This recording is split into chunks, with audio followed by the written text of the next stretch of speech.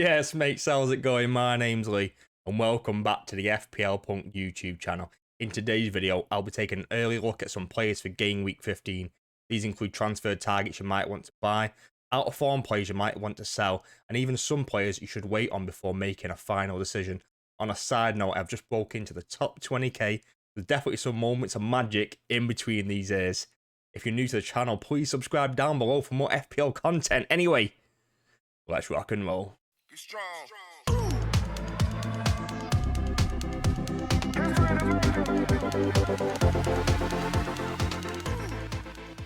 So the first defender I want to talk about is on the budget side of things. Joe Gomez, Liverpool defender, 4.8 million, 1.5% owned. With Kanate being out injured and Joe Gomez being the preferred partner of Virgil van Dijk, I think he should be very high on your list, especially if you are looking for a defender below the 5 million mark. He's only made 4 appearances so far in the league, but he's only made 1 start, 1 clean sheet, a total of 9 points so far. With his key stats per 90, he's conceded no goals when he's been on the pitch, with an expected goals conceded of 0.79, and that a majority of that came against Man City. He has got an XG of 0.19 per 90 this season, but all that came from 1 chance versus Brighton, where he got 0.3 XG for a single chance. He's probably not going to get any goals, any assists, because he hasn't scored a goal or an assist since he has been playing for Liverpool. His games coming up are great. So he has got Everton away in Game Week 15, followed by Fulham at home in Game Week 16. Game Week 17 is Spurs away, followed by Leicester at home, and then West Ham away. I think he will start the majority of these. I think there might be some competition from places from the likes of Kwanzaa, but I do think Joe Gomez will be first choice. And the beauty of playing Gomez is the fact that if Trent does need a rest, then Joe Gomez can play both right and left back as well. So I do think he's pretty secure at 4 minutes. And some of his expected points are just below the fixtures for each one of the upcoming game weeks. But versus Everton, he's predicted to get 4.2 points. Fulham at home in Game Week 16 predicted to get 4.7 points, and so on and so forth. So I think for his price point, he's great. He's playing for the best defence in the league, and I think as long as he keeps getting minutes, then he'll continue to get points. Probably the only issue is that he's going to get no attacking returns, so he's either going to get 6 points or 2 points. If you're happy with that, really low ownership, and he should be quite high on your list for players to buy, particularly defenders that are below 5 million. I do think he's better than the likes of Colwell, just because of the fact I think Liverpool are a better defence. Just before I look at another player, I wanted to look at some Arsenal defensive assets for the following a few game weeks. So we've got Gabriel, Saliba, Yorin Timber, Calafiori, and David Raya.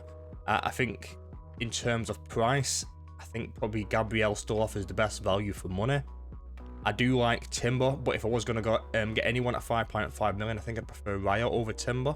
And you can see my ranking on the right hand side there. I think Gabriel is the best, followed by David Raya, then Timber, then Saliba, and then followed by Calafiori. The ownership obviously plays a big part in this. Like it still blows my mind that Saliba's owned by 22.6%. With Ben White being out, I think Timber's probably by far and away the second best defender. I do think Raya is a better defensive asset, but I think Timber is a better defender as opposed to Saliba in terms of FPL, just because of his price. Like, he's 0.5 million cheaper. Like it just makes so much more sense. I think a lot of them are pretty nailed for minutes. I think Gabriel and Saliba are 90-minute men. David Raya is also a 90-minute man. Timber, I think, might get the odd rest here and there, or he might get taken off early from time to time. Like, and what we've seen Thomas Partey play right back, and then when Ben White eventually does come back, he could play there as well. But the beauty of Yorin Timber is that he can play left, right, and I think he even played centre back at times during his Ajax days. So he's a very versatile player. So I think he will get a lot of minutes, especially for the upcoming games where they've got Fulham, Everton, Crystal Palace, Ipswich, and Brentford away.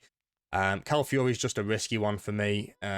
He's had some injury concerns. I think he's probably one of the worst Arsenal defensive assets, and I'd probably avoid him, particularly for 5.8 million. And I'd rather take the money up and go and get a Gabriel, or come down and get a Yorin Timber instead. But for me, if you can get anyone and you don't own any Arsenal defenders, I would go Gabriel first, followed by David Raya, Yorin Timber, Saliba in 4th, and then Calafiori 5th. If you think I've got the order wrong, leave a comment down below. But for me, Gabriel has to be clear number 1 due to the fact that he just gets so heavily involved in the goals. When you talk about Rico Lewis, Man City defender, 4.7 million, 11.7% owned.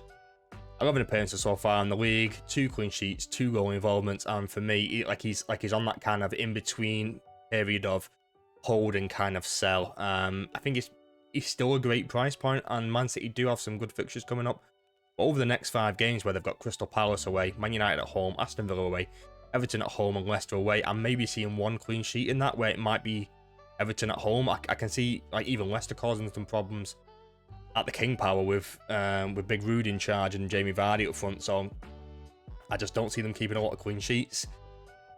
And so for me, like, he has to be on the chopping block. Like, he has to, like there has to be some consideration of there where and you might want to sell him. And I think taking a look at somebody like a Joe Gomez, who we looked at earlier, for that little bit more money, playing in a better defense, just makes so much sense to me. But Rico Lewis, if you are thinking of keeping him, leave a comment down below and tell me the reasons why. Just because for me, I think probably going to be a sell sooner rather than later. I think you could probably keep him for game week 15, Crystal Palace away. Man United, not a great game. Villa, not a great game. Everton always fighting for their lives. Like you never know what's going to happen. So don't like it. Don't like the Man City defenders. Don't like anyone from Man City right now. They're not in great form. I think it might be time to sell. I'm seeing quite a lot of managers thinking about the likes of Trent or Virgil van Dijk. So I wanted to do a quick comparison. Just looking at things like price and ownership and things like that. Liverpool obviously got some good fixtures coming up, as we've touched on to Joe Gomez earlier. I think Joe Gomez is a great addition for his price point. I think if you can get to one of the more premium guys, then that might be a slightly better option in the longer term. I've kind of ripped into Trent in the past few weeks and probably told people to sell.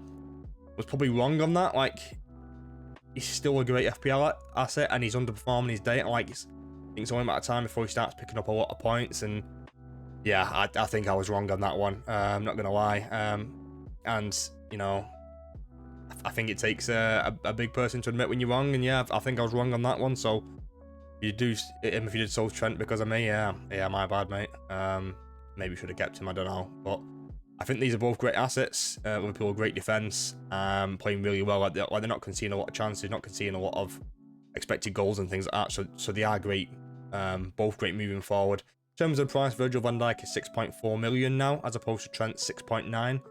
The ownership is pretty similar, around the 20% mark. They're both great for minutes. I do think Virgil is a guaranteed 90-minute man. I think Trent will probably get between the likes of 80 and 90 most weeks. I think he might get the odd rest with Joe Gomez coming in. Conor Bradley might play the odd game here and there. So like there is a potential that Trent might get some reduced minutes from time to time, but their expected goal involvement per 90, Trent's is around 0.33 as opposed to Virgil van Dijk's 0.08. And Van Dijk has had a couple goals from set pieces this season, and Trent's only had 1 goal and 1 assist, if I'm not mistaken. It might be just 1 assist, actually, to be honest.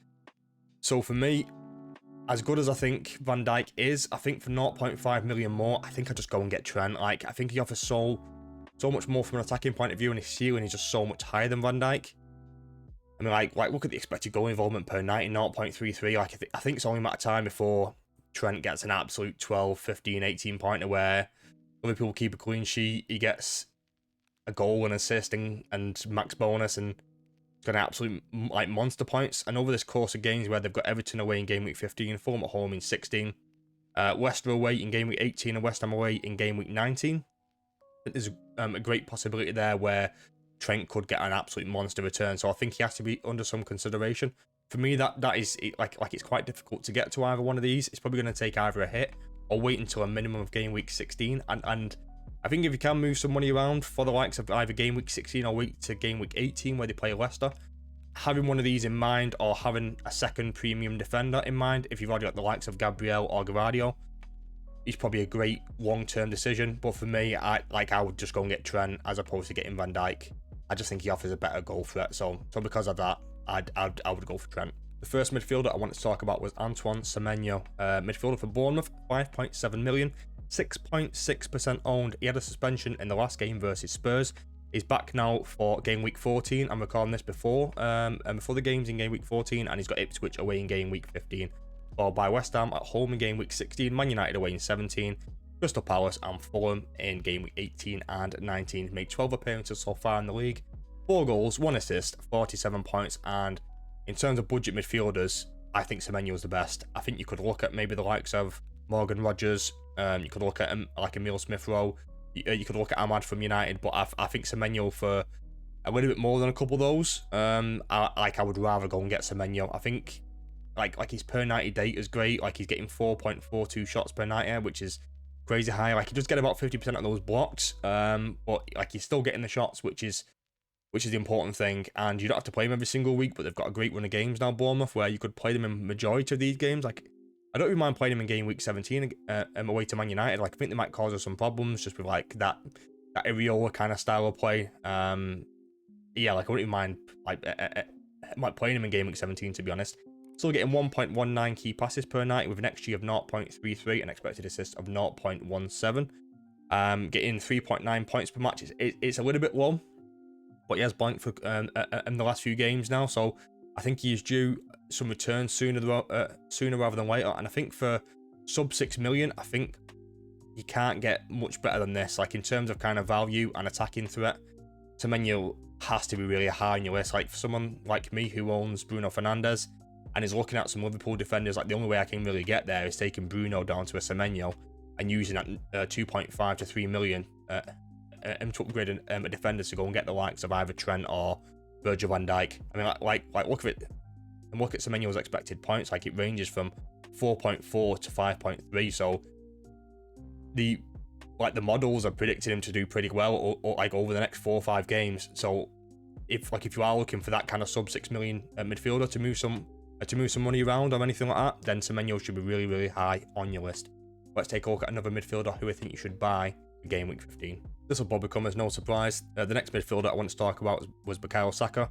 Arsenal midfielder, 10.4 million. Its price has risen by 0.2 million or so over the past week, and it's 38.4% owned. And if you don't own him, I think he should be really high on your list for midfielders to buy. 12 appearances so far in the league, 5 goals, 11 assists. He's got 16 returns in 12 games, 98 points so far. From game week 14, he's going to break the 100-point barrier after 13 games. Crazy, mate. His key stats per 90 are just unbelievable. 3.93 shots per 90, 3.39 key passes per 90, XG of 0.33 and expected assists of 0.44, averaging 8.2 points per match. Absolute monster, mate. Like, what more can I say? If you haven't got him, think about him. I bought him in last week. I moved everything around to make sure I could get him in. If you haven't got him, like his ownership is only 38%. So, I mean, especially when it hits game week 17, where he's got Crystal Palace away, game week 18 with Ipswich at home and Brentford away in game week 19. I think he almost becomes borderline essential through that period. So, if you haven't got him, think about how you can get him in around that time, because I think he's going to be absolutely massively owned. I think he might even be captained in either 1 or 2 of those game weeks. Yeah, Bukayo Saka, mate. Like, there's nothing more I can say about him. Beast, buy him.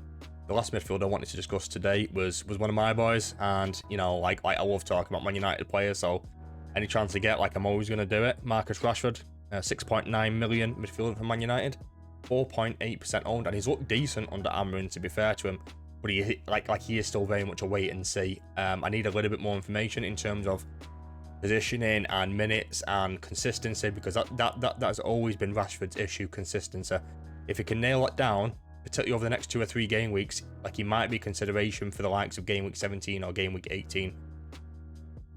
I would love to bring him in. Like I would love it if he went on like another 15, 17 goal season and everybody owns a 7 million Marcus Rashford.